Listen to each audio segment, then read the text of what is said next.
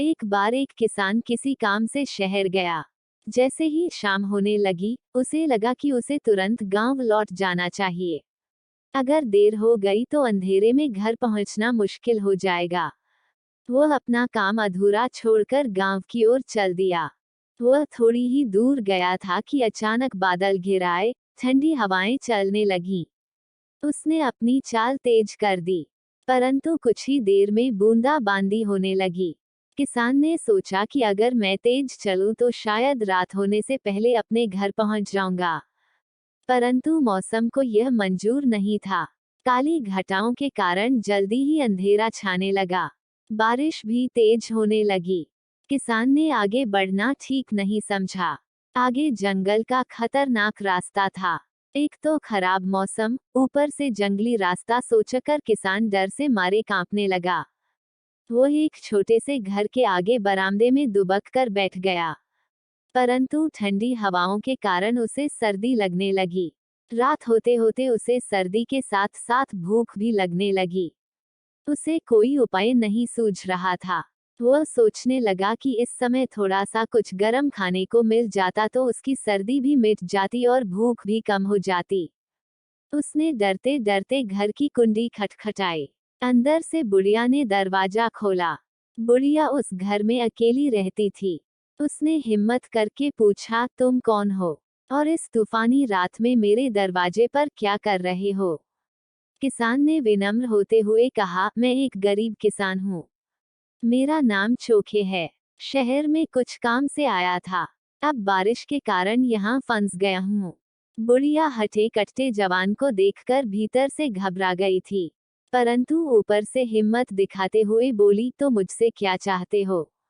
माँ जी, मुझे बहुत सर्दी लग रही है और साथ ही जोर की भूख लगी है।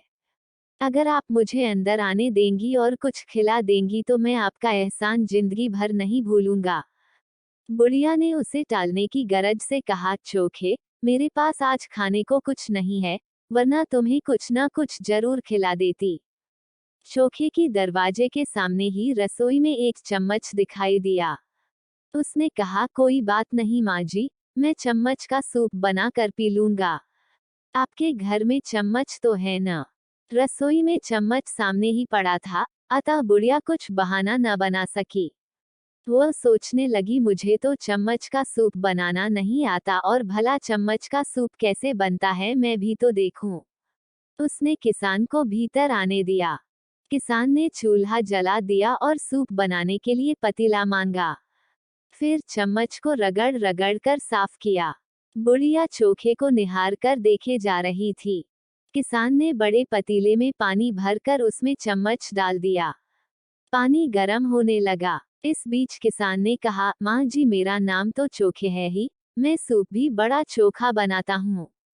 इतनी देर में पानी से भाप निकलने लगी। किसान बोला, माँ जी, जरा सा नमक होगा।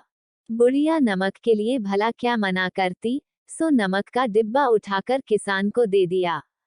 किसान ने आधा चम्मच नमक उसमें डाल दिया और चलाने लगा। कुछ ही मिनटों में पानी उबलने लगा। किसान ने उसे निकाल कर चखा। बुढ़िया देखकर हैरान हुई जा रही थी। इतने में किसान बोला, सूप तो बड़ा स्वादिष्ट बन रहा है, लेकिन इसमें कोई सब्जी पड़ जाती तो मजा आ जाता। कौन सी सब्जी चाहिए? एक दो सब्जी तो मेरे पास भी हैं। बुढ़िया बोली, टमाटर, लौकी, कद्दू, आलू कुछ भी चलेगा। किसान ने कहा।